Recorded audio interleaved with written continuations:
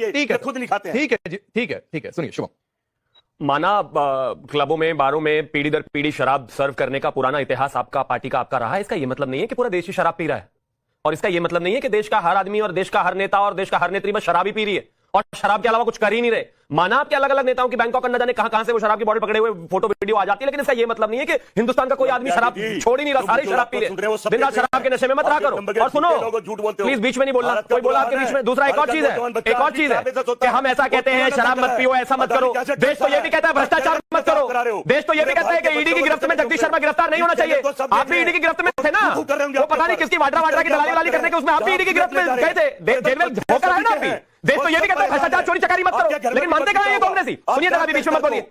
ये कोई यहाँ कोई घोटाला नहीं चल रहा है, ये कोई रॉबर्ट वाड्रा का ऑफिस नहीं है कि चिल्ला चिल्ली करोगे। चुप रहिए जरा, थैंक यू। अब एक और चीज कहना चाहता हूं, देखिए विषय बहुत साफ है। जीतू पटवारी एक सीरियल ऑफेंडर है।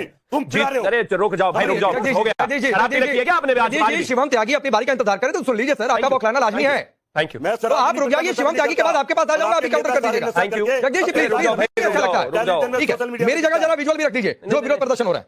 आज माना कि मौसम ऐसा है, इसका ये मतलब थोड़ी ना है कि शराब पीकर डिबेट पर आना है। रुकिए जरा अभी भाई, मैं एक चीज कहना चाहता हूं। जिस तरीके से जीतू पटवारी के लगातार बयान है, वो इस देश में इस तरह के बयानों के सीरियल ऑफेंडर है। वो लगातार इस देश की महिलाओं को और खासतौर पर एमपी की महिलाओं के लिए भाषा का इस्तेमाल करते रहे हैं। उनका एक बयान था कि महिलाएं जो है अपने पैसे, मैं शब्द नहीं बोल सकता, वहां रख लेती हैं, पुरुष जो है वो अपने पैसे को शराब में उड़ा देते हैं, इसलिए हम चुनाव हार जाते हैं। इसके अलावा अगर मैं खासतौर पर बात करूं तो उन्होंने आज वाला बयान दिया ही दिया, और तमाम ऐसे उनके बयान है। लेकिन एक चीज बहुत साफ है, और वो ये कि जिस तरीके से ये बयान दिया गया, ये दिखाता है उनकी मानसिकता। और एक और चीज बहुत फेमस है, जीतू पटवारी को आप अपने वहां के बीट रिपोर्टर से भी पूछ लीजिएगा, वो खुद को बढ़ा चढ़ाकर हर पत्रकार के सामने बताते हैं कि मैं राहुल गांधी का करीबी हूं, दोस्त हूं। वो लगातार बोलते हैं खुद इनके 100% टंच माल और न जाने कैसे कैसे बयान है। मैं एक ही चीज कहना चाहता हूं, इनकी मानसिकता और इनकी पार्टी की मानसिकता तो तभी दिखाई दे गई थी जब राधिका खेड़ा से लेकर अंकिता दत्ता से लेकर और प्रियंका चतुर्वेदी तक इस देश में उन्होंने दिखाया और बताया कि किस तरीके से उनका अपमान किया और किस तरीके से महिलाओं के साथ व्यवहार करते हैं। लेकिन कम से कम जो महिलाएं कुछ जो भी वोट आपको देती है उनका तो अपमान मत। ठीक है, एक मैं चाहता हूं कि जहां तक बात आज जीतू पटवारी पर है, इन्होंने सारी दुनिया की महाभारत सुना दी, लेकिन एक आदमी जो लगातार महिलाओं को लेकर अभद्र भाषा का इस्तेमाल कर रहा है, लगातार टिप्पणी कर रहा है, उस पर नहीं गए।